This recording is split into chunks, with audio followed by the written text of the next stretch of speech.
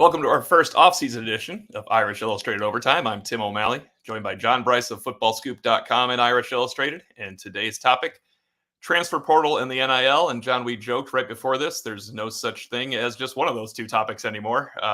We'll kind of perhaps begin with your trip to the Football Operations Conference. Was it last week at Dallas Cowboys headquarters? And a lot of information came out of that one. Yeah, a ton of information, more than 200 directors of football operations and assistant DFOs from throughout college football, close to 100 from the FBS division. Every conference was represented by multiple DFOs.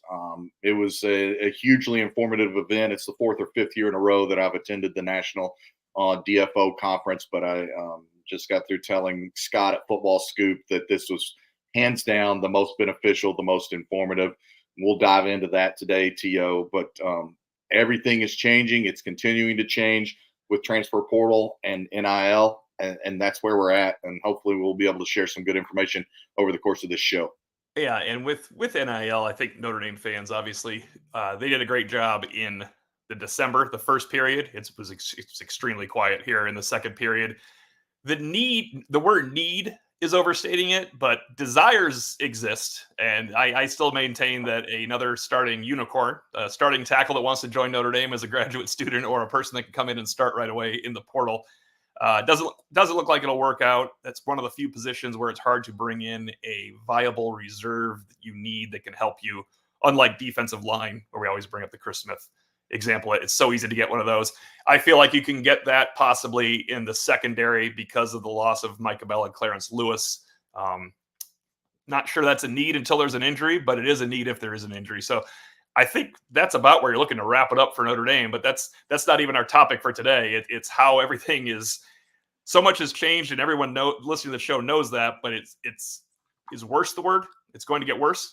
Yeah, for now, and then this is the perfect timing for this because it ties directly into last week. And I think maybe the most transparent statement was during one of the presentations, again, from a Power 5 DFO. And he said, look, it's better players by far in the portal in December and January.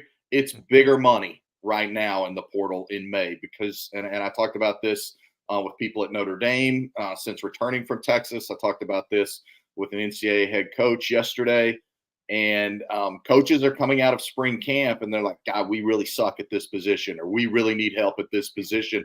And there's a little bit of panic purchase right now going on in the college football marketplace. And the DFO from a Power 5 institution who discussed it last week on stage in Texas, point blank said, we got a guy that's not going to start for us, that's going into the portal, that's been offered twice the money he was offered to go into the portal in December and January when he elected to stay with us. Now he sees he's not going to play. He's going back into the portal, and he's going to get twice as much money, and he still wasn't going to start for us. And I ran that scenario by some assistant coaches around the sport, like I said, some other people, and they're like, yeah, it's exactly that. People are panicking. People are saying that this May is when we know exactly or feel exactly what we need. And those positions are becoming premium positions. And you'll see offensive linemen, you'll see running backs, you'll see people at other key positions way overpaid that are coming into the portal or in the portal right now trying to make a decision. Then it's very good news for Notre Dame fans that this was not well publicized for the roster, because there's a quarterback on the team, no matter who it might have been, that would have garnered a lot of interest and a lot more money than he was probably offered in December. That's one of the points that, like a tangential point you're making. If this will be common knowledge, probably when they see the contracts, when the players know what people are being offered in the spring, maybe wait in December. The need becomes greater. Supply and demand becomes, if all of a sudden it becomes a market for the person in demand. Yeah. And in December, unless you're maybe a transitionary program, or you've had a losing season, and in December you still got your head coach and everyone in the organization. Either if you're Notre Dame, you would be expecting to get ready for the playoffs this December, or other programs you're going to be expecting to get ready for the playoffs or bowl games. And so, yeah, or December or whatever. And so the timing is different. Again, the timing in December, January for a lot of coaches is still on that year's team, whereas coming out of coming out of spring camp. Everybody's spring camps are essentially over with at this point. They know or feel they know exactly where those roster holes are, and those are becoming premium positions, even though it was universal. One person on that stage gave a concrete example of what was happening in his program. It was a panel of 5, and all 5 agreed with exactly those sentiments, that if you need to shop in the portal, you'll get better players in December or January than what you're going to get now, but you'll spend a hell of a lot more money right now. So what you're saying is the off-reference Nick McLoud of 2020 would have been a little bit tougher for Notre Dame to bring in, become an all-ACC second teamer nowadays. Yeah, and it would have been extremely more expensive. And I'll give another example. I was visiting with some people from the SEC, and one of their programs was scheduled to host somebody from a G5 school last weekend, and these individuals were having to coordinate logistics. And my understanding was the guy was saying, I'm ready to come visit this weekend, and I'm ready to commit. I need about $175,000. And this person, again, was coming from a G5 program, and they said, we appreciate it. We're going to go ahead and cancel your visit. And they brought somebody else in. That might have been a defensive player. They were going to bring an offensive player in, and the head coach was like, if this guy shakes me down, we'll cancel his visit too. But that's the reality of it. There's another defensive lineman in the portal right now who is coming from a Power 5 program that I've had enough people tell me over the last week and a half went into the portal asking for $250,000 to $300,000. Right now, he thinks he can get $500,000, and we'll see if somebody's willing to pay that. Obviously, they have not yet, or he would have publicly committed and prepared to take his career elsewhere. But that's where the marketplace is right now. He went in thinking he could get $250,000 or $300,000 a few months ago, and now he's up to thinking he should get $500,000. I'm glad you brought up the coach deciding to cancel the visit and someone being offended by, being shaken down for money, because that's how all of us would feel in that situation. And it's a great time to bring up the fact that may be out of the coach's hands coming up in the next few years. I made a comment a while ago, maybe over a year ago, a general manager is necessary in college football. Everybody has one now, but he really is. In case of Notre Dame, Chad Bowden's an instrumental part of the recruiting at Notre Dame, recruiting players in the transfer portal, of course, recruiting high school players. But it's almost to the point, we're getting to the point where that is going to be another position where the general manager is making your financial decisions like the NFL has. Yeah, that's the model. That was the prevailing sentiment again last week at those DFO meetings. I've got some notes here that I'll share in just a moment, but you're exactly right. It's going to be more and more the NFL model. The coach is going to have some input on the roster, but it's going to be more like again the NFL, where the coach will have say and he'll battle for, if it's the head coach, he'll battle for all of the position coaches will battle for the guys they like the most. But ultimately, it's going to be the personnel department and the GM who is kind of responsible on that side of things. And then within that, you're going to have, how do you distribute your money? How are you going to allocate your funds? Exactly how will that be played out? The terms they use, I'm going to look at my notes here. The terms they used last week were get ready, because college football programs are either going to have a chief business officer or a chief financial officer. It's going to happen, quote, it's going to proliferate major college athletics and specifically college football. And that's going to be how your rosters are constructed moving forward as a collective force between the football coaches and that staff. And it's going to be within the dynamics. And look, love him or hate him, Brian Kelly had some very candid comments on it this week when he talked about exactly how he has to be mindful if somebody's, again, asking a defensive lineman asking for $500,000 in the transfer portal right now. Brian Kelly said, I got offensive linemen that are my bell cows that played for me and had to play for me as true freshmen and sophomores the previous 2 years. Now I'm supposed to pay a bunch of money to bring a guy into the locker room. What does that do to the locker room dynamics? That's why Clemson coach Dabo Swinney for years has talked about wishing his players would pool their money for NIL and that everyone would get equal distribution. That's why I think you're seeing some programs try more and more to have a tiered system where you come in as a freshman. Once you arrive, you get some money. If you become a freshman starter, your salary maybe goes up to $150,000, $175,000. If you become a freshman All-American, or in some cases freshman All-Conference, your salary goes up from that, and you're tiered throughout the course of your time. That's going to be more and more common throughout college football. Whether or not it's publicly discussed, those tiers already exist right now. They're very prevalent, and they're very much going to be part of things moving forward, T.O. I'm glad you brought that up because I had 2 points on Brian Kelly. At one point, Tim Priester mentioned what the dynamic is going to be of bringing in people, not the guys that everybody on the team thinks you need to bring in, like a starting quarterback that gets $1 million or gets anything like that. But like Brian Kelly mentioned, how are we bringing in a guy that's not as good as my offensive lineman because we need a defensive tackle that's dwarfing the money they are making? That is not going to go away anytime soon, but that is what the general manager has to step in and say. You need this guy. It's more important. Sorry, it's a buyer's market for defensive tackle. You have good offensive linemen. I mean, let's put it this way. It's kind of like if you're a subscriber to a website, you don't get the deals. Yeah. The new people get the deals. It's just the way life goes, but it's tough when there's $500,000 instead of $999 a month. Yeah, you're the worst place to be in right now in society is to already have a cell phone contract because you don't get any of the deals. You want to be somebody's new customer, and that's an applicable theory for the transfer portal as well. You want to be somebody's new customer. You want to be somebody's shiny new toy on that defensive line or at tackle or at the quarterback position. And it was fascinating to hear that. We had one director of ops from a Power 5 program say, we don't ever mention retention in our program because we're constantly recruiting. And there's some great insight that a couple of things that I really want to dive in and share here because it's all interrelated.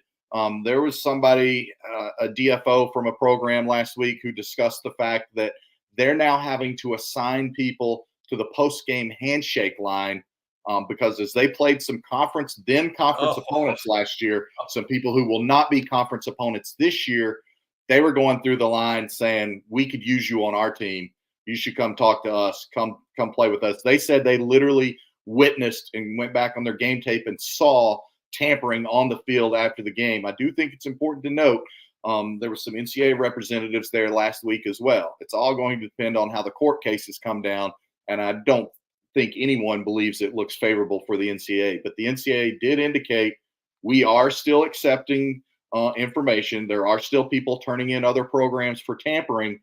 If the courts happen to rule in our favor, we will be seeking justice for those programs who are out there tampering right now. So I thought that's worth noting. I think that's important information. They're not completely giving up on it. They're not completely giving up on trying to have some regulation and trying to have some gentlemen's agreements out there, so to speak. There was another director of football ops from a G5 program, but a very, very successful G5 program who said, we haven't yet seen it in our football program, but our basketball coach is discussing eliminating the post-game handshake because he witnessed tampering this past season on his basketball team.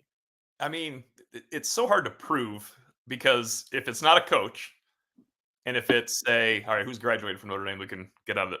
Let's say Jaron Grant in 2014 goes to a handshake line with somebody at Duke or Ohio State and says, man, I sure would love to have you play with us next year. Yeah. That's an awfully deep bench you have at Duke, but you'd start here right away. Yeah. That's not tampering when Jaron Grant says something like that, but it sure would be if it was Mike Bray. Yeah, exactly. And you're exactly that. That's tampering. That's honestly somewhat smart utilization of your resources, especially if you've got a bunch of players in the NFL and maybe they met a kid at a camp or they're from the same geographical area, but they're one has attended a different school and used it as a path to the NFL, and the younger kid is at a different school altogether, but that they may have a pre-existing relationship. Maybe they went to the same high school. That's not tampering, but these officials, these school staff members said that they witnessed it on the football field, specifically in 2 post-game handshake lines last year. And then also this G5 individual said his head basketball coach witnessed it and was so frustrated again to the point he's discussing eliminating the post-game handshake. I think that's fascinating. Here's one other thing that I want to share kind of along that similar topic. And I literally spoke with an NCAA head coach about it yesterday. There was very much discussion in that room last week, T.O., of these new NIL deals, not only being more official and formalized in the form of being on paper, but actual contracts are talking about being in place. And there were a couple of programs last week who indicated their NIL contracts have buyout clauses. If you take your NIL money from that school and you decide to leave, you owe a buyout penalty, just like a coach if he leaves for a different opportunity and it's not an advancement. And then obviously, if you're leaving as a running back at one school to go be a running back at another school, that's not going to change. You're not elevating your career, Right. so to speak. Even if you're going from G5 to Power 5, the contracts don't seem like they will be constructed that way. And when I talked to that NCAA head coach yesterday and asked him about it, I said, "Have you heard anything about this?" And he said, "Bro, we'd be fools not to do that. You have to have some protection." I think it's probably more prominent in the minds of everyone right now because of a guy like Caden Proctor, who was at Alabama, freshman All-American, spent the spring semester at Iowa, got NIL money that Iowa has confirmed he received. And now it's expected that Proctor will again be a starting offensive lineman in the fall for Alabama. So those are some of the more nuanced things that are popping up. And it's a very fluid situation. All these things, though, are reasons why, as we opened this show, you need a GM. You need that structure in place. And you need to have people that will look at business decisions and not look at human decisions.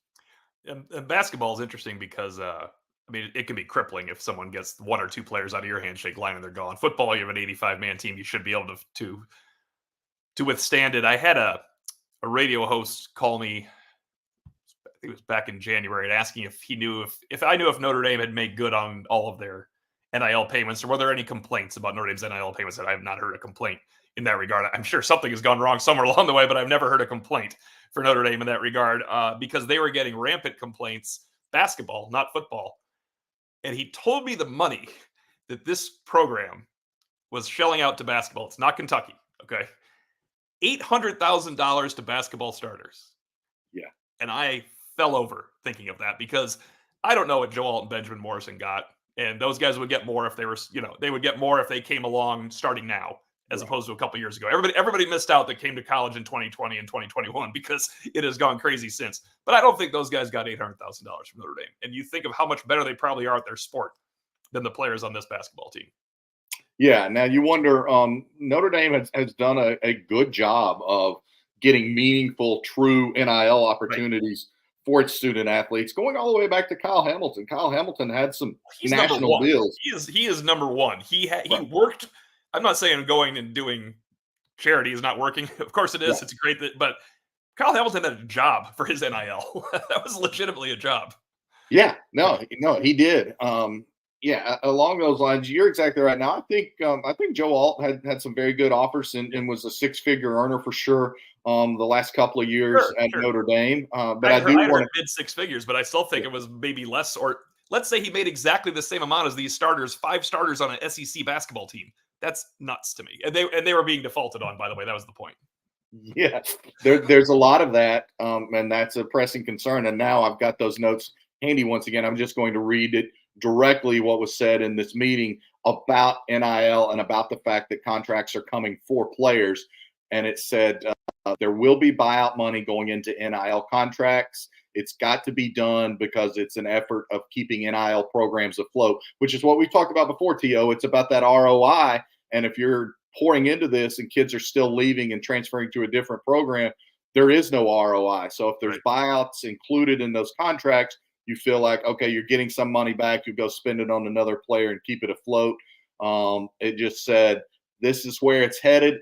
You're going to be under contract. It's a matter of when, not if, and it will actually protect both parties. So that's the theme coming from the room. And as we discuss the money and you talk about how crazy it is, I talked with multiple people last week who told me that their respective programs, their respective schools have NIL salaries just for football, that their salary would be about $1 million a month for their football team. And that very much jives with another SEC program that I referenced in the fall that was spent two actually in the fall that were spending between 10 and 12 million. I talked with someone else from a Power 4 conference, I guess you would say now, who indicated to me that even within their own league, where I reference other schools that were spending about 12 million, they were like, well, we're at 7 to 8 million. And I had a DFO tell me point blank last week that every single person on their roster, even on their football roster, even some of the walk-ons, if they were like a starting walk-on kicker,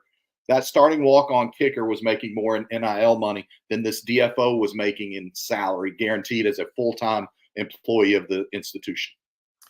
Other changes, and this was heavily discussed last week at the conference, I'm sure, is the early signing day change from December. It has to change out of December because the football calendar has changed. December 20th used to be a nice little break for everybody. December 20th is not a break for anybody anymore unless you are, and it's not even a break if you don't make a bowl game because you then have a roster and coaching staff in upheaval. So December 20th has to be out for early signing day.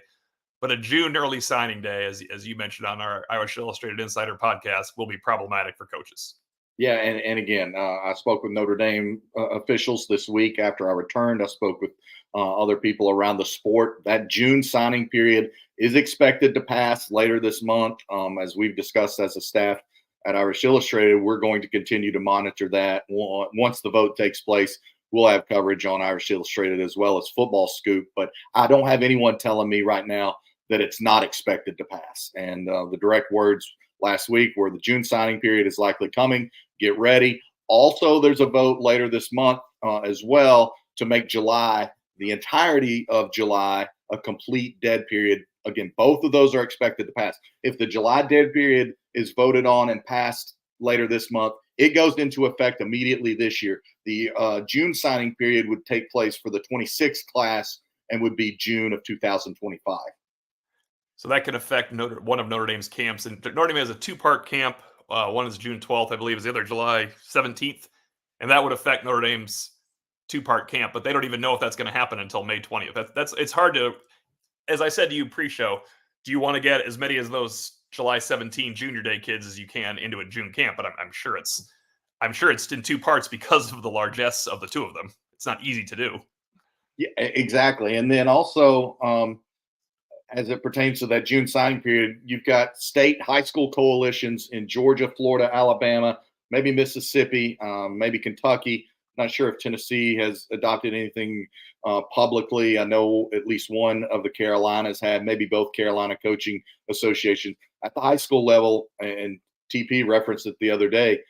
The fear with the June signing period is how many high school seniors will start sitting out their final season, especially if they are on track to be mid-year enrollees. So this is going to have a dramatic trickle-down effect that high school coaches, by and large, are universally against. But again, people at the NCAA level fully expect it to pass. I don't think I spoke with people. The SEC does not have a coach in favor of a June signing period. I'm not exactly sure how this is happening. One of the things is what you just talked about, is that you can't have, like, this December, the signing period is scheduled, the early signing period is scheduled for Wednesday, December 18th. Presumably 2 days later, Notre Dame should be getting ready to play in the playoffs and quite possibly getting ready to host a playoff game. On my birthday, John. So there you go. Yeah, there you go. Yeah, potentially, as we noted also Monday, those playoff games this fall, one will be on Friday, 3 will be on Saturday. So you could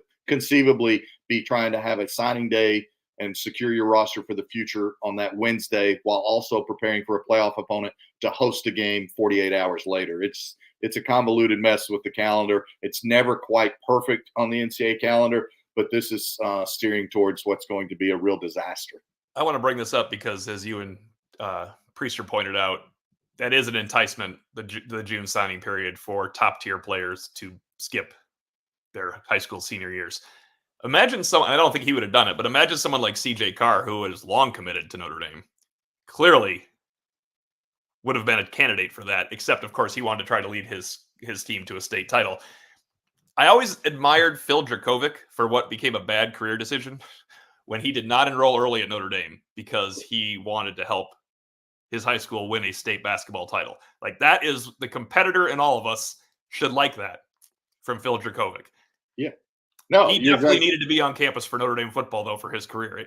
I think it hurt. Now, I don't know. He probably has no regrets, but I'm saying this is going to change in many ways, a June signing period. But when do you put when is the signing period? When should it be? Yeah, is there mid-October signing period? It's right in the middle of football season. But yeah, I was going to say, could you have a end of September or end of October signing period? Pardon me, so that I'm not sure there's a great answer to that, but it's pretty easy to see from the way that college players have started skipping bowl games or non-playoff contests in order to get ready for their professional opportunities. It will trickle down, and it will be the same. Particularly, I would think at the running back position. If you're a 5-star running back and you're signing with Notre Dame or Alabama or Georgia or whomever next June, that's a position that's considered not to have a lot of career longevity anyway. Are you going to risk it on your final high school year if you've already secured that opportunity, especially if you're getting significant NIL money and believe you're going into a situation at the collegiate level where you're going to get big NIL money and also have a chance to be an impact player right away as a freshman? I know that's what high school coaches are concerned about, that it's really going to wreak havoc on the prep game. Johnny, kind of want to wrap up this edition of Overtime with any tidbits you have left over from the conference that I think are interesting for our readers or our listeners, excuse me. But it's that was another thought I had, was the paying of high school juniors NIL money would be the next step, because you have to entice the high school junior, not just the high school senior. Yeah, I'm glad you said that, because it is worth noting.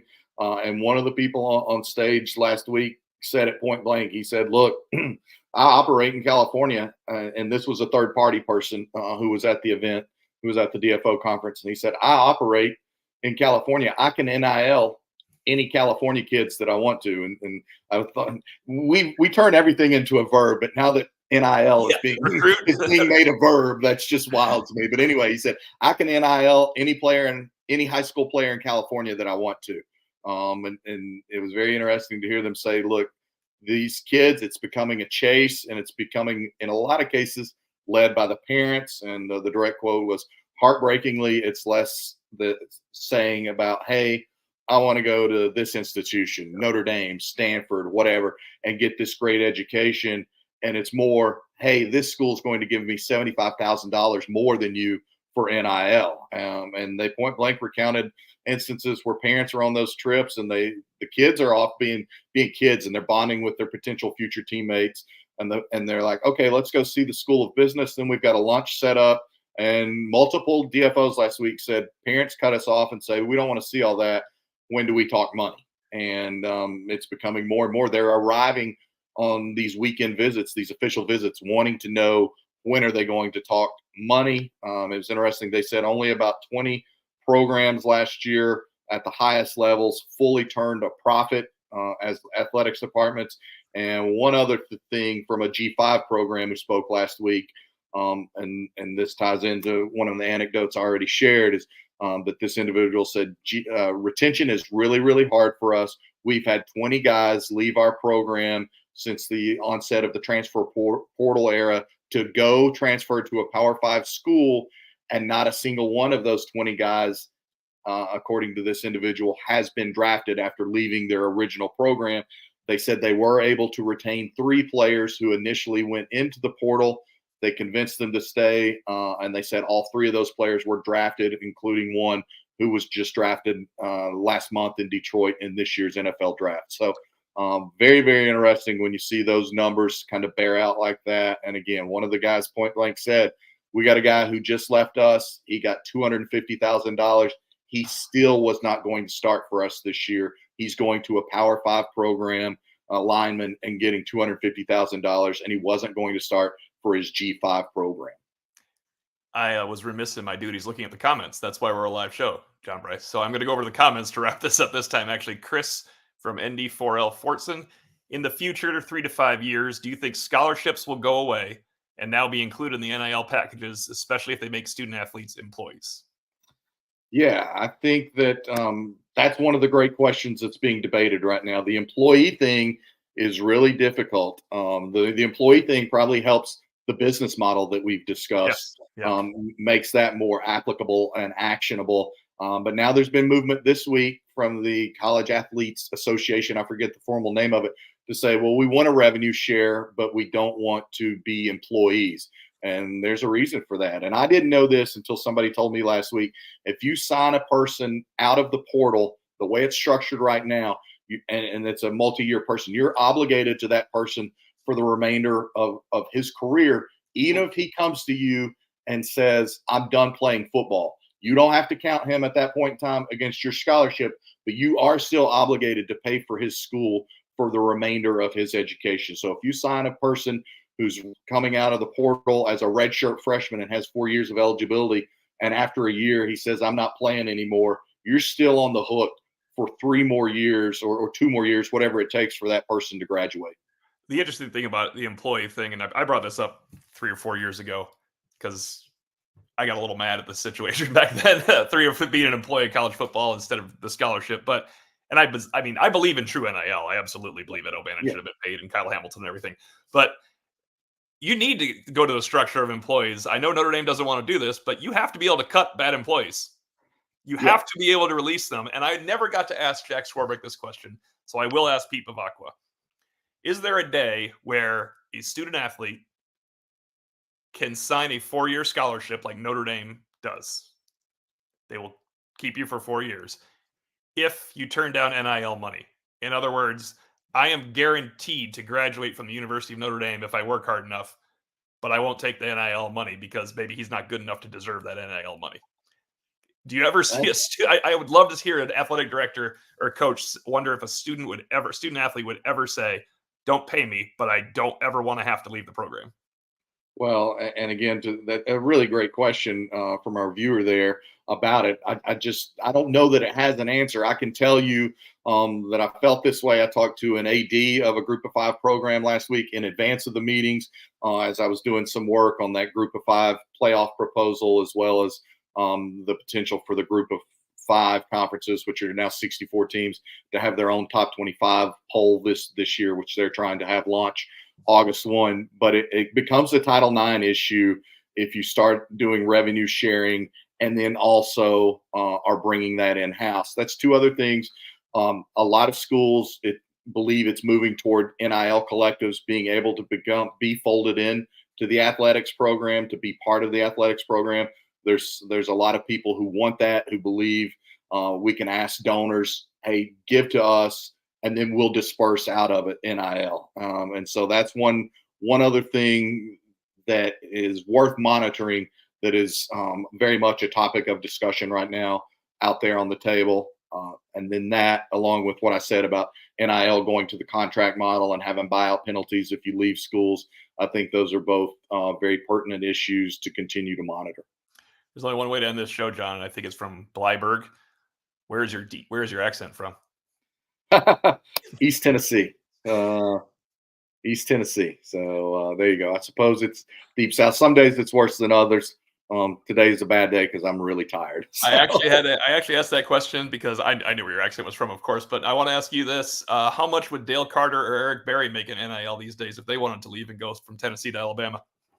Yeah, Some of the especially talents of the past. Can you imagine what they are thinking now? yes. Or how about a Bo Jackson or somebody along the, or Darren McFadden, when he was so good, one of the best collegiate players I ever saw in person at the running back position. He was so good. Or Felix Jones, who was always the backup to Darren McFadden, or the lightning to his thunder. So yeah, it would those guys would make an absolute mint. DeYoung could have played for Florida State, Miami, and Florida in that time and made money. I bet he'd have been all over the place in that situation. Probably would have, and probably would have told all 3 about it too. Yeah. Thank you for listening to this edition, the inaugural edition off season of Irish Illustrated Overtime. We'll be back with this. I think it's going to increase in frequency as the summer goes on. I know we'll be back with at least one next week, and I believe John Bryce might be my guest. Yeah, I think so. I think we got some more good stuff about changing rules and changing dynamics on the actual playing field of college football that we can discuss next week. For John Bryce of FootballScoop.com and Irish Illustrated, I'm Tim O'Malley. Thanks for listening.